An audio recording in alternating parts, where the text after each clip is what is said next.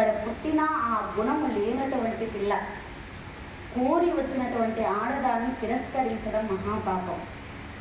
నేను మాట్లాడతాను కదా, అమ్మా నువ్వు నా తమ్ముడిని ప్రేమించాను అంటున్నావు, దిక్కులేని దాన్ని అయిపోయాను అంటున్నావు, ఒంటరి దాన్ని అయిపోయాను అంటున్నావు, కనుక నా తమ్ముడిని చక్కగా నిన్ను ఒక్కటి చేస్తాం, నీకు వివాహం చేస్తాం, నేను పెట్టిన షరతులకి నువ్వు ఒప్పుకుంటే అన్నారు. పెళ్ళి చేస్తామన్నారు. మీరు ఏం షరతులైనా పెట్టండి ఒప్పుకుంటానంది. వివాహం చేసిన తర్వాత పగలు మీరు ఎక్కడైనా విహరించండి, సాయంకాలం అయ్యేసరికి మా తమ్ముడు మా దగ్గరకు వచ్చేయాలన్నారు. ఎవరైనా పెళ్లి చేసిన వాళ్ళు ఈ షరతు పెడతారా అండి? ఎందుకు ఇటువంటి షరతు పెట్టాడు అంటే, ఆమె ఎంతైనా ప్రేమించి ఉండవచ్చు, ఎంతైనా స్త్రీమూర్తి అయి ఉండవచ్చు, కానీ రాక్షసి. రాత్రిపూట రాక్షసులకు బలం ఎక్కువ. తన తమ్ముడిని రక్షించుకోవాలి కదా, ఎటువంటి పరిస్థితుల్లో అయినా. పుట్టబోయేవాడు రాక్షసుడే కదా పుడతాడు. కనుక పగలు మీరు ఎక్కడైనా విహరించండి, నాకు ఎటువంటి అభ్యంతరము లేదు, సాయంకాలం అయ్యేసరికి మా తమ్ముడు మా దగ్గరికి వచ్చేయాలి అని చెప్పేసరికి అలాగే అని చెప్పి అంగీకరించింది. నీకు ఒక్క కుమారుడు కలిగేంత వరకే నా తమ్ముడు నీతో కాపురము చేస్తాడు. ఎందుకంటే నీకు ఎవరూ లేరు గనక, నీకు ఏ తోడు లేదు అంటున్నావు గనక. నీకు ఒక్క బిడ్డ కలిగిన తర్వాత మీరు రాక్షసులు, మేము మానవులం, కలిసి బ్రతకడం అనేది జరగదు. మా దారిన మేము వెళ్ళిపోతాం, నీ దారిన నువ్వు వెళ్ళాలి. అలా నీకు అంగీకారం అయితేనే ఈ వివాహము చేస్తాము అన్నారు. అలాగే అని చెప్పి అంగీకరించండి. అక్కడి నుంచి వాళ్ళందరూ కూడా శాలిహోత్రుని ఆశ్రమం చేరుకున్నారు. అక్కడ ఈమె పూర్వ జన్మలో గంధర్వకాంత, ఈమె పేరు కమలపాలిక. అందుకే శాప కారణం చేత ఈ విధంగా రాక్షసిగా మారింది. అందుకే హిడింబాసురుడు చెప్పినా వీళ్ళను చంపలేకపోయింది అని చెబుతారు. అక్కడ ఎంతో చక్కగా వాళ్ళ ఇరువురికి కూడా వివాహాన్ని జరిపించారు. జయ రమారమణ గోవింద, ఏడుకొండలవాడ వెంకటరమణ గోవింద గోవింద, ఆపద ముక్కులవాడ అనాథ రక్షక గోవింద గోవింద.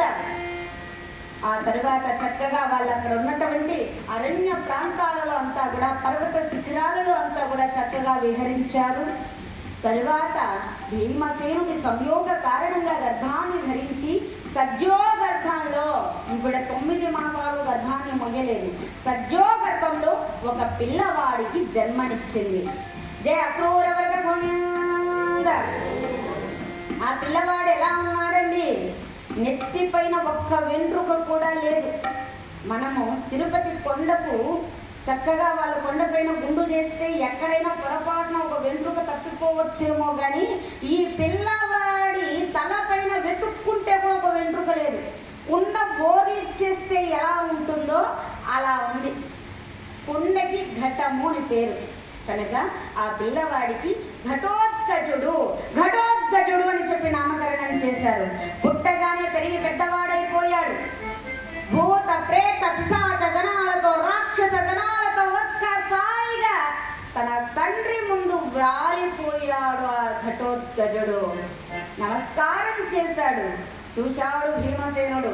అమ్మా ఒకసారి బయటకు రమ్మా అన్నారు. ఆశ్రమం లోపల ఉంది కుంతీదేవి, బయటకు వచ్చింది. అమ్మ చూడు, నీ మనవడిని చూడమ్మా, ఇప్పుడే పుట్టాడు, మనవడు కదా, ఎత్తుకోవాలి, ముద్దులాడాలి, ఇట్లాంటి ఆశలు పెట్టుకున్నావు అనుకో, 2 నిచ్చెనలు వేసుకుంటే కానీ వాడిని అందుకోలేవు నువ్వు. ఒక్కసారి చూడమ్మా ఎలా ఉన్నాడో నీ మనవడు అని చెప్పి అలా చూసేసరికి భీమసేన, ఇట్లాంటి మహావీరుణ్ణి కొడుకుగా పొందినందుకు నీకు మాత్రం ఆనందం లేదా అని చెప్పి చాలా ఆనందించింది.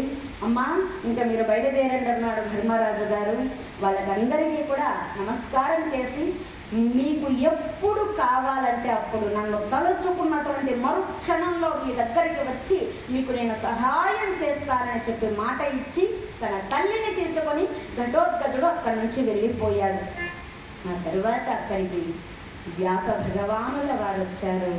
కుంతీదేవి చాలా బాధపడింది. నా బిడ్డలు కష్టాలు పడటానికే పుట్టారా, వాళ్ళు కష్టాలు పడుతుంటే చూడటానికే నేను ఉన్నానా స్వామి అని చెప్పి బాధపడేసరికి, అమ్మా మంచి వాళ్ళకి ఎక్కువ కాలం కష్టాలు ఉండవమ్మా, ఇక్కడికి సమీపంలోని ఏకచక్రపురం అనేటువంటి అగ్రహారం ఉంది, మీరు అక్కడికి వెళ్ళండి, ఆ తర్వాత మార్గం అదే కనపడుతుంది అని చెప్పారు.